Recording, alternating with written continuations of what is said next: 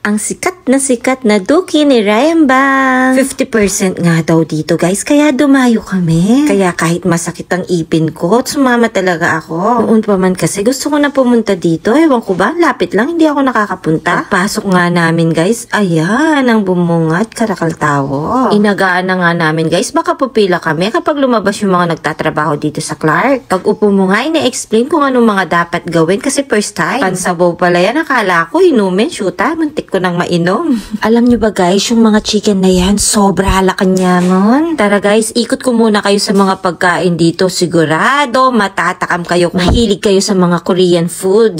Kanyaman. Ako guys, sobrang hilig ko dito. Siguro sa kakapanood ko ng mga Korean novela na yan. Shout out sa mga mahihilig manood ng Korean novela na walang tulog. Kahit hindi ko alam yung mga pangalan na yan guys, pag tinikman mo, sobrang masasarapan ka talaga. Kaya kung tatanungin nyo ako kung babalik ako dito, oo guys, 100%. Nakasing kanyaman, lalo na yung anak kong si Tin. Sigurado talaga ako na magugustuhan niya dito. Kaya habang sumusubo ako guys, siya yung naaalala ko. Alam nyo yung mga naka-stick na yan, yan yung pinakamasarap na natikman ko. Inaabangan ko ngang i-refill nila yan eh. Ang liliit ng mga lalagyan nila, diba guys? Pero pwede kang magpabalik-balik, Diyos ko, kanyaman da rin. Nag-start na nga kaming magluto, diba kanyaman? Itsura pa mo. Round 1. Tara guys, magsamultana.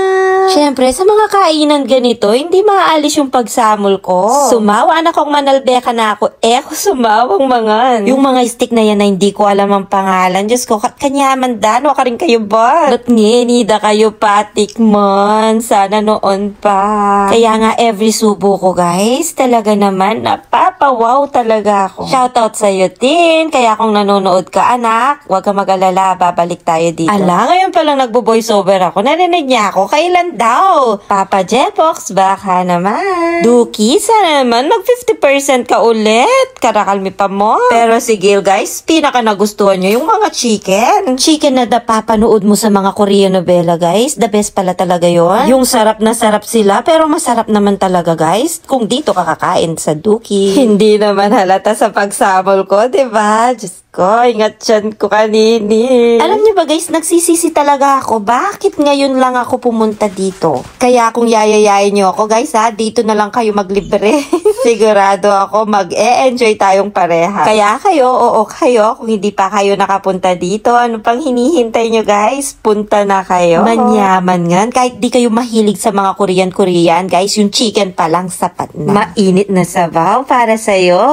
O diba? Kaya rin mong mengan sang katutak, milup kang sabo, ay kanyaman. Kahit di ka kintal-kintal ko mo. Iba-ibang flavor nga yung mga chicken dito guys. Ito cheese ang kinakain ko. Ot kanyaman na o, diba? Makita nyo naman kahit mamagkasakit ko king chopstick kayo. Kinarir ko. Bakanta naman eh, makarinig yung video, diba? Crab stick na to, nakarami din ako. Kaso din kapali po, tana mo pen. Pagkatapos nga ng round 1, syempre, iinom ka muna ang aking paboritong root beer. Kuha na tayo ng pang round 2. Yung mga stick, syempre, hindi yan mawawala. Round 2 na tayo. Nakakita nga ako ng pakwan. Diyos ko, magkasakita na akong makanya. Grabe talaga ako kung magsamol. Tapos makipag-indredos ko po. Sinasabi ko dyan guys, bawat subo ko, kanyaman talaga, sabi ko. Sobra-sobra kasi ako nasasarapan sa kinakain ko guys. Ganito talaga ako. Kapag kumakain ako, kumakatak. Nakita nyo naman guys, paulit-ulit lang yung kinakain ko kasi talagang nag-e-enjoy ako. Gusto ko kasi kung ano na lang kinakain ko, yun na lang para li mag-alaway yung lasa. Manyaman talaga yung mama nga.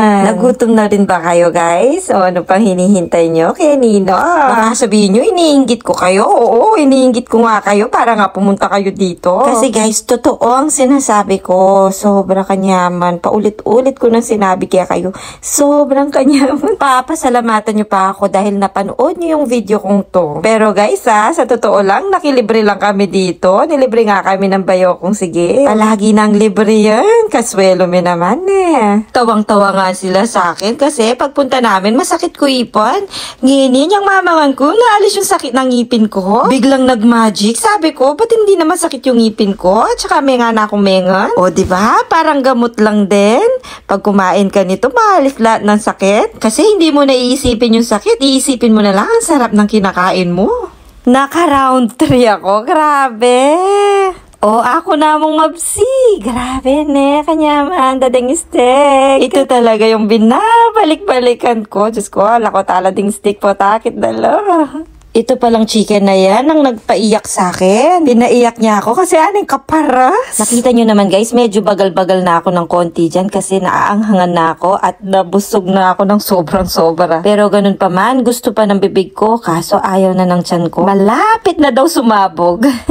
Pero sobrang saya ko talaga guys na nakapunta ako dito at natikman ko lahat ng pagkain nila. Kasi ganito ako, kapag may gusto akong kainin, yun na lang talaga yung gusto kong kainin every time na magkikrave ako. Korean food talaga the best ka.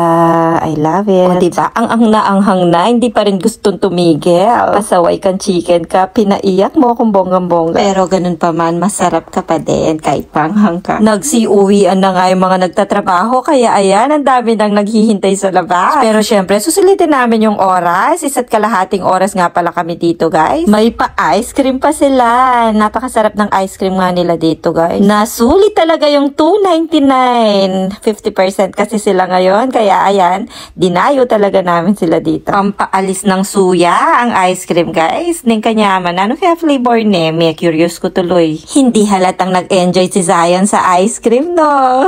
Salamat ulit, Gil, sa paduki sa amin. Bye, guys. Thank you for watching.